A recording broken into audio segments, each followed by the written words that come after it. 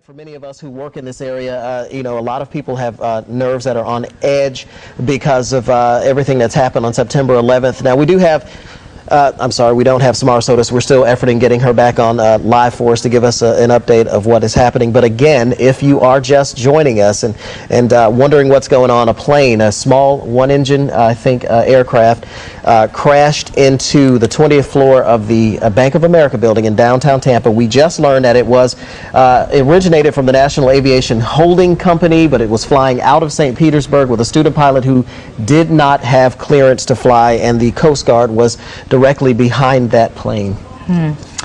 Okay, we are going to get the latest now from Samara Sotis, who we do have out in the field. She's been part of our team coverage tonight. Sam, what can you tell us?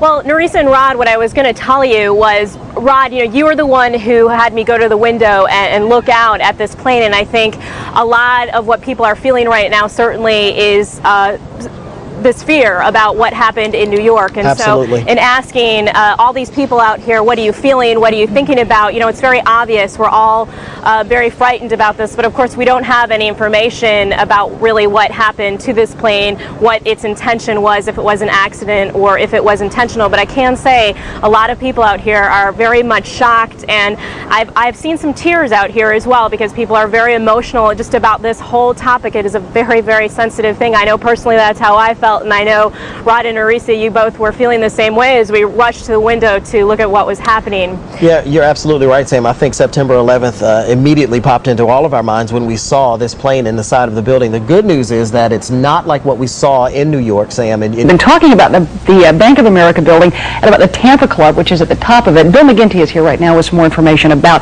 the status of the Tampa Club at this point. Well, the Tampa Club is on the 42nd floor, for those of you who may not know exactly what it is. It's an exclusive dinner club here in the Tampa Bay area. As I mentioned, it's up on the 42nd floor of the Bank of America building. We understand that employees have been told to go home. They will report tomorrow. People inside the Tampa Club, the concierge up there, and some of the other employees, in fact, weren't even aware that a plane had hit the building. When the crash had happened, they looked out the window and saw some fire trucks down below and called down to find out exactly what the situation was. They weren't even aware that a plane crash had happened or that a plane had hit the building. So, but the word is that employees there were about 15 of them up there in the Tampa Club, which again is one of the exclusive dinner clubs here in the Tampa Bay area, up on the 42nd floor, members only club. And they have been told to go home. They will report tomorrow if, in fact, the building is open. But that's something that Tampa Fire Rescue is going to have to determine along with the people that run the Bank of America building. And last time we talked to a spokesperson for Tampa Fire Rescue, they said that it's just way too early to tell. And you don't want to get into the business of trying to read people's minds and to speculate what they might have been thinking, but you kind of can't help do it in this situation because of where they were located and what happened. Well, I know top management at the Tampa Club were certainly in contact with their employees at the Tampa Club, talking about evacuation plans and things of that nature, and they were urging them, of course, to get out of the building, and the game plan at that point was get everybody out. We'll regroup tomorrow and we'll see exactly what the plan might be. But there again, who knows what the plan might be tomorrow? Right, it's still so early. And if memory serves me, in the days and weeks after September 11th, I remember you talked to a lot of people who work in downtown Tampa about working in tall buildings, and how they manage that concern. It's funny you point that out, because we did a story at the Bank of America building for their high-rise evacuation plan, and they have very exclusive plans that are practiced almost monthly in that particular building. Now, the people that run the Bank of America building also run what's known as the AmSouth building next door, which is actually 100 North Tampa is the official name of it, but people refer to it as the AmSouth building. They practice those evacuation plans all the time, and almost monthly they have each floor or several floors, as memory serves me, that are evacuated just on a routine basis, just so that everybody is comfortable and familiar with those evacuation plans. Which, as you pointed out, if I recall in the story, that at least that's one element of it. If you're trying to move a large number of people down from, in this case, the 46th floor, they've got to know obviously what the logistics are and how to do it, but they've got to be so comfortable with it that it can supersede the emotion of what's happening at that point. Exactly. And when you hear the fire alarms, and how many of us have ever heard a fire alarm in a building and have just thought, well, it's probably just a drill. Right. So the word is absolutely don't treat anything as just a drill. Treat it seriously. It's an inconvenience in your day. I remember not long after the World Trade Center attacks, there was a suspicious package, and you might recall that story. It was found just on the corner, I believe it was Tampa Street and Kennedy, and the first 10 floors of the Bank of America building were evacuated, and I remember interviewing some of the people that day, and they were absolutely horrified by what they saw. Some of them were absolutely afraid to go back into work and broke down in tears that particular day. That was a tough day for them because it really hit close to home. Minutes ago. Okay, Sam, thank you very much for your report, and we look forward to hearing more from you in just a few minutes. A real horrible sight. A lot of us looking at this plane right outside of our newsroom window. As we said, this crash happened just across the Hillsborough River, right across from our station. One of our co-workers, Jim Collins, saw it all happen. He joins us now from the newsroom. Jim, it was quite a frightening sight. You said, what did you see? Well, the helicopter was what initially drew my attention to the fact that something might be wrong.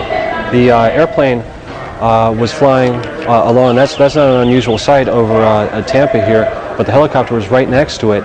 And as I watched it came from the southwest there, it flew practically over the news center, and it struck the building. And it didn't look like it attempted to turn, slow down, or make any maneuver to get away from the downtown towers area. Come on and get a piece of this late night lover. Between Willow and downtown is also closed. Bill McGinty is back with us right now, having just traveled in from the Tampa area, and who can attest to the fact that it is getting pretty bad out there. 275 wasn't really that backed up. It wasn't backed up to the bridge yet, but I would suggest if you're heading into Tampa, maybe you go through Oldsmar and find an alternate route.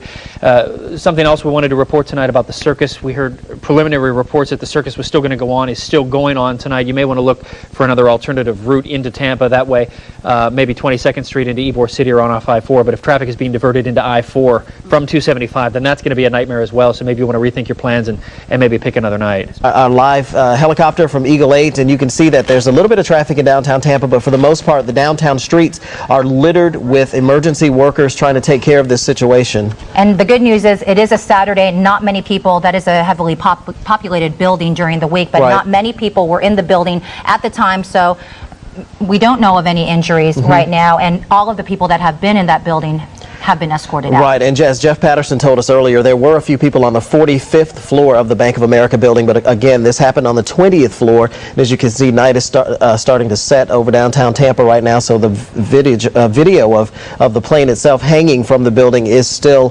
there. It's getting a little bit dark, but we're still able to see it right now. Again, there is some concern about the tail of that aircraft falling possibly, but again, the fire department and the police department has already cleared that area so that hopefully no people will be in danger. And we do have Eagle 8 in the sky right now. We have our pilot, Judd Chapin, to give us an eagle's eye view of what's going on. What do you see and what do you know from up there, Judd?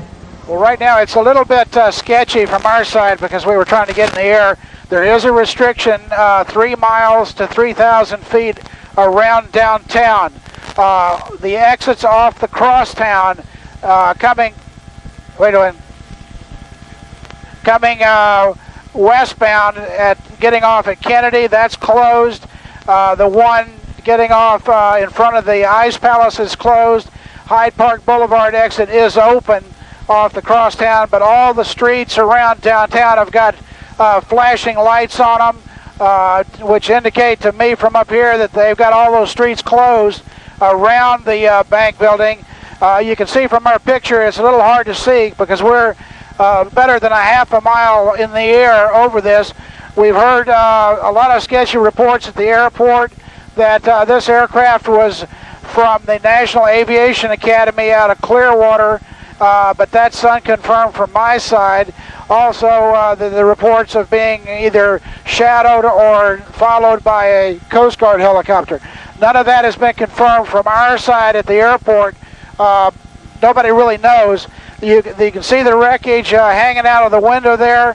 I understand there is a fuel leak from the aircraft, which would make sense. But that's about all I can tell you from right now. It's getting dark and very hard to see from up here. But obviously, if anybody's watching this, stay away from downtown. It does not appear to be a terrorist activity at this time, or they would have shut everybody down, and they have not done that. So this is probably just an accident at this point. Yes. Back to you. From a pilot's point of view, how could something like this happen? I know Jim from TBO.com, who witnessed this plane going in, he said that it didn't look like the plane was out of control. And there was a helicopter riding along. Do you have any input on that or any insight since you are a pilot? It would all be sheer speculation on my part. How you can fly into a building downtown is beyond me. Weather is clear. I can see for probably 20 miles in any direction. There's no weather problems that would cause you not to see the buildings unless he was, trying to get away from the helicopter, was so lost, or possibly the pilot was incapacitated. It's just too early for anybody to tell. Like I said, that's all speculation. But it's very hard to hit those buildings unless there's something wrong. Would imagine. Thank you very much, Judge Chapin, reporting from Eagle 8. We also understand again that there are about 41 stories to this Bank of America building. Again, the plane did hit on the 20th floor, and since it is a Saturday, there were probably not many people inside the building, which is good. We understand from Jeff Patterson that there were a few people on one of the... We want to go to the scene now and speak with WFLA reporter Samara Sotis. Sam Sotis. Sam, thanks for joining us. What do you know about this boy who apparently was at the control of the airplane? Well, what we know about the boy basically is that he is a student pilot that was dropped off for a lesson. To a stolen aircraft call from the St. Pete Clearwater International Airport. They are now at the airport looking into that, but here on scene we can tell you that the plane is still hanging out of the building. There are a lot of emergency workers around, a lot of folks gathering in downtown Tampa to take a look at what they can see. Jennifer? All right, Michelle Jordan for us, thank you very much. When things like this happen, one of the questions that investigators always ask is about the weather. Is it possible the weather could have been a contributing factor for all of this? We're going to join Jeff Baradelli right now. He can tell us a little bit about what the weather was like at that point, which was at about 5 o'clock, Jeff. Right. Well, at 5 o'clock, not much was happening around the Bay Area, just partly cloudy skies. Usually, if it's going to be affected by weather, it's going to be rain, thunderstorms, some kind of updrafts or downdraft inside those thunderstorms. That's not the case whatsoever. In fact, the winds at the surface, at least right now, are very calm. All across the area, ranging from 0 in Clearwater at the St. Pete Clearwater Airport to around 6 miles an hour in Tampa. So in between there, the winds just aren't very strong at all. So now you look not at the surface only, but also in the upper atmosphere. Now, we don't have any actual observations of what's happening above the surface right now, but we do have good computer model predictions of what should have been happening right now, and they were predicted just about 6 hours ago or so, and I'm pretty confident with them. Surface winds obviously calm, as we just showed you. About 1,000 feet up, the south winds right now are taking over at around 20 miles an hour, but that's not particularly strong. It's okay, but not that strong.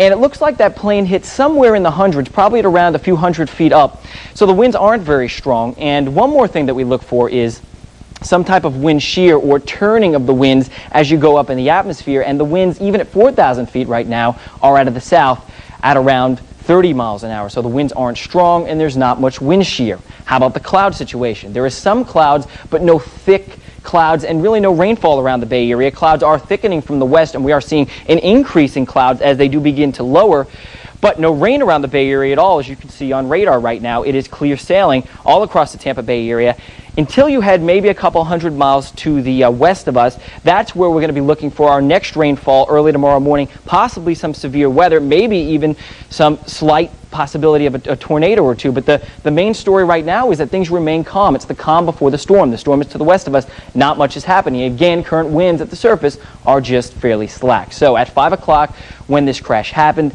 really no weather factors, I would think, that would cause him to lose control or her to lose control of that plane, because the weather is really just not a factor right now. Jen? It's kind of shocking because we just got here today from Washington, D.C., and with everything that has happened so far this year, it's just kind of shocking. Even though it's not a terrorist-related thing or anything like that, it's still kind of just unraveling, you know. Now, the 15-year-old pilot was the only person to die in this incident. No one on the ground or in the building were injured. Luckily, it was going on in the afternoon, so there wasn't a lot of traffic in that area. We talked to talked to Captain Bill Wade from Tampa Fire Rescue about how authorities plan to get this plane, as you see here, that's dangling out of the side of the building, down. Well, as you know, the wind is starting to pick up out here, and that tail section is really starting to swing, and our concern is, and I've seen pictures now from the 27th floor, and there's not much holding that aircraft into that building. So what the firefighters are attempting to do is they've gone to the 29th floor, the floor above, and they've secured what pieces of the aircraft they could from up there. They're now on the 27th floor. They're about to break a window. That's why if you notice all the fire crews and the police officers that were down the other end, they've moved back further. When that window breaks, we're afraid the glass is going to fly at least a block or so people are back quite a distance so they don't get hurt. And then what the fire crews are going to do is they're going to try to secure that tail section. Now, once again, there's quite a bit of risk involved with this, but of course it's more of a risk if that tail section comes crashing down to the ground. Not only will it cause property damage, but understand that's an airplane, and if it's caught in the wind as it's coming down that 28 floors, it could sail a block or so. It could end up, we've been told, it could end up in the river, it could end up into the Radisson Hotel there. We don't know where that tail section will go. So we're going to go ahead and try to secure it, and then we'll go into the next phase, which will be, okay, now how do we get it down? Talk to me about the fuel. Tampa Police Department spokesperson told us that there was fuel on the 27th and 28th floor. What are you guys doing for that? That's correct. Ever since firefighters have been here shortly after 5 o'clock, their main purpose has been stop any fire from occurring up there. When they got here, they saw there was fuel on the 28th and the 27th floor, and they applied foam, a lot like what we saw used a week or so ago when the tanker along the Veterans Expressway burned. So they've been applying foam to that fuel, making sure that the fumes coming off of it are suppressed so that there's much less of a chance of fire. And then at this point here, it's a matter of making sure that the scene is safe, making sure that no debris is falling on the people below, and just making sure that aircraft doesn't come tumbling down without us having some type of control over it. We were told that there was a crane en route to downtown Tampa. Can you tell us anything about that? I am not sure exactly where the crane is coming from or what they think they want to do with it, but obviously you have to do one of two things with that tail section. You either have to get a crane from the ground to reach up and snag it and pull it down that way, or there might be an operation where we put some type of rigging on the tail section, we put rigging on the roof, we pull the tail section up. In either case, obviously the plane can't stay there. Now the National Weather Service is telling us by midnight we're going to have some pretty strong winds in this area, so if we don't get it out of the way, Mother Nature will.